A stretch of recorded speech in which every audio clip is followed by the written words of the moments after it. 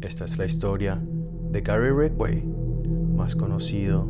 como el asesino de Green River, uno de los asesinos seriales más peligrosos y silenciosos de todos los tiempos, quien llevó a cabo el asesinato de más de 70 mujeres, en su gran mayoría trabajadoras sexuales. Ahora, sin perder más tiempo, empezamos.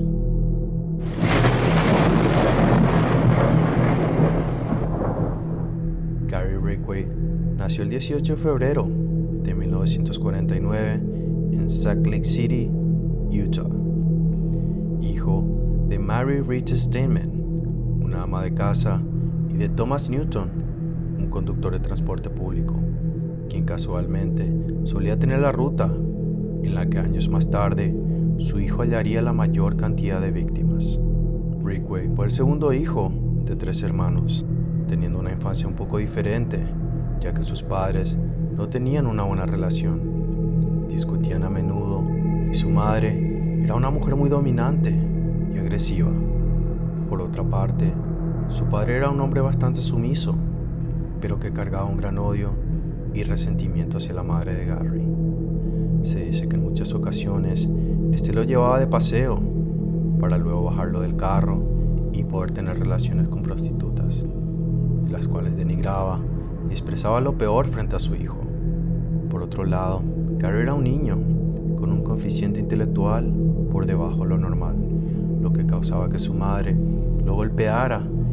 y ridiculizara en muchas ocasiones, haciendo que éste se llenara de odio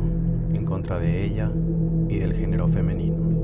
Incluso, uno de los eventos que marcaron la vida de Gary fue cuando, iniciando la preadolescencia, seguía aún orinándose en la cama, momento el cual su madre aprovechaba para humillarlo mientras bañaba sus partes íntimas. Como consecuencia, Gary empezaría a ver a su madre de una forma diferente,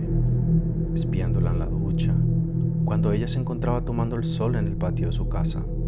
sin contar que ella se vestía de una manera muy sensual y llamativa para la época, creando en él una gran confusión entre deseo y ganas de asesinarla.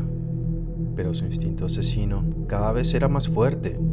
A la edad de tan solo 16 años, apuñaló a un pequeño vecino por la espalda, por el simple hecho de saber que se sentía, saliendo bien librado, ya que el pequeño no supo quién lo habría atacado. Ya en 1969, a la edad de 20 años, y después de repetir varios cursos, este terminó en el instituto Dye High School, y seguido de esto, decide enlistarse en la Marina. Unos meses después, se casaría con la que sería su novia de varios años, Claudia Craig Barrows, pero en el año de 1972, este matrimonio se terminaría, ya que mientras él se encontraba en el Pacífico, en una misión, fue contagiado de gonorrea, enfermedad que habría contraído por frecuentar prostitutas en los puertos. No solo esto, sino que su esposa también le habría sido infiel mientras él se encontraba en dicha misión, catalogando a esta como una prostituta, incrementando así su odio hacia ellas. Ya en el año de 1973, con una buena reputación, consigue un trabajo como pintor de camiones en la empresa Kenworth. Poco después, mientras se encontraba en un bar para solteros, conocería a la que sería su segunda esposa, Marcia Lorraine Brown, con la que tendría una relación muy unida, ya que ella satisfacía todas las necesidades sexuales de Gary, las cuales implicaban tener relaciones en lugares abiertos y públicos, como por ejemplo a la orilla de Green River, donde arrojaba los cuerpos de sus víctimas. Pero pocos años después, con el nacimiento de su primer y único hijo, la relación empezaría a deteriorarse, ya que ella debía ocuparse de su hijo y no podía brindarle toda la atención ni satisfacer sus necesidades, sin mencionar que éste no deseaba ser padre.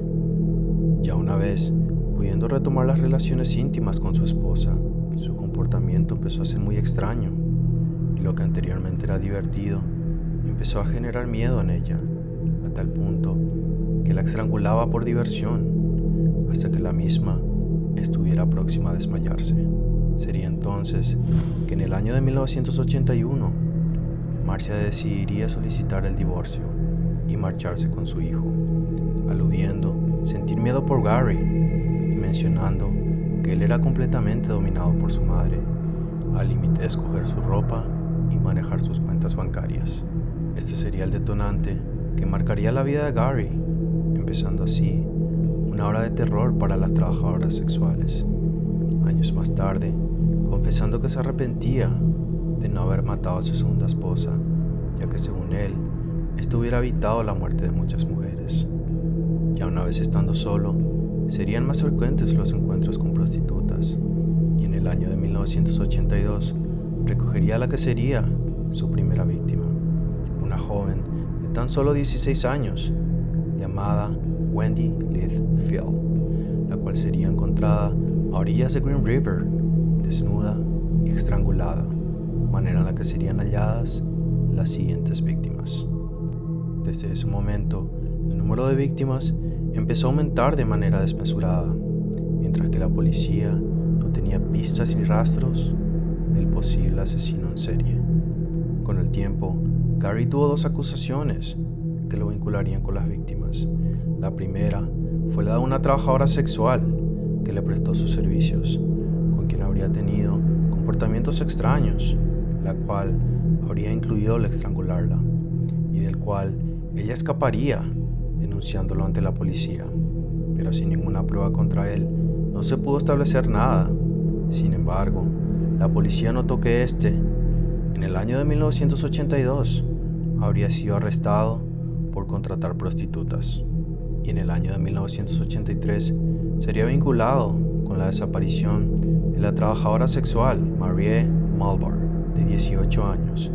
quien luego de irse con un cliente no regresó al día siguiente a su trabajo, aunque su proxeneta habría reconocido el carro de Gary Leon, el cual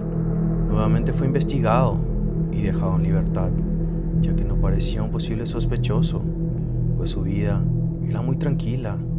Se había casado 2 veces, tenía un hijo y el mismo trabajo por varios años. Adicionalmente, habría pasado el polígrafo con éxito, pero las víctimas seguían aumentando considerablemente y los ciudadanos estaban cada vez más preocupados, ejerciendo presión a la policía, quienes seguían sin pistas, exhaustos y agotando sus últimos recursos, incluso solicitando ayuda del asesino en serie, Ted Bundy, quien les habría dicho que no removieran los cuerpos, ya que el asesino pudiera querer volver al lugar y de esta manera poder capturarlo. Pero los investigadores hicieron caso omiso de esto. A pesar de ello,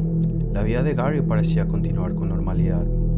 y en el año de 1988 conocería a su tercera esposa,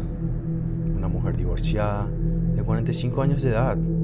con la cual estaría casado hasta el 2002, tiempo en el cual el número de víctimas habría bajado significativamente. Pero ya para el año 2001, la tecnología habría dado un avance importante, y con los rastros de semen y pintura que habrían obtenido de 4 víctimas, se pudo identificar que éstas habrían tenido relaciones por última vez con el mismo hombre a quien todos conocían hasta ese momento como el asesino de Green River, y cuyo nombre era Gary Leon Ridgway, el cual fue arrestado el 30 de noviembre del 2001, cuando se preparaba para dejar la ciudad de Renton, Washington. Luego de llegar al juicio, se declaró inocente, siendo acompañado de su esposa, exesposas, hijo, hermanos y demás familiares que no podían creer esta acusación de la policía. Pero ya para el año 2003, Gary Leon decide llegar a un acuerdo para evitar la pena de muerte, declarándose culpable de 48 asesinatos, afirmando que existían otros 32 cuerpos, los cuales no fueron hallados en su totalidad, y confesando detalles escalofriantes. Uno de ellos era que seguía teniendo relaciones con los cuerpos, una vez ya siendo arrojados o enterrados, hasta que estos se encontraban en estado de putrefacción. Estas declaraciones dejaron atónitos a los investigadores, ya que Gary era una persona con un coeficiente intelectual por debajo de 82, y quien por más de 2 décadas pudo ocultar y desviar la atención de más de 30 investigadores. Gary Ridgway fue declarado culpable y sentenciado a 49 cadenas perpetuas, la cual sigue cumpliendo en la actualidad. Si conoces algún caso que desearías que contemos en este canal, te invitamos a que lo compartas en los comentarios. Y si te gustó lo que viste y querés ver más videos como este, no se te olvide suscribirte, tocar el botón de la campanita, darnos un like, compartir el video y comentar. Muchísimas gracias y hasta la próxima.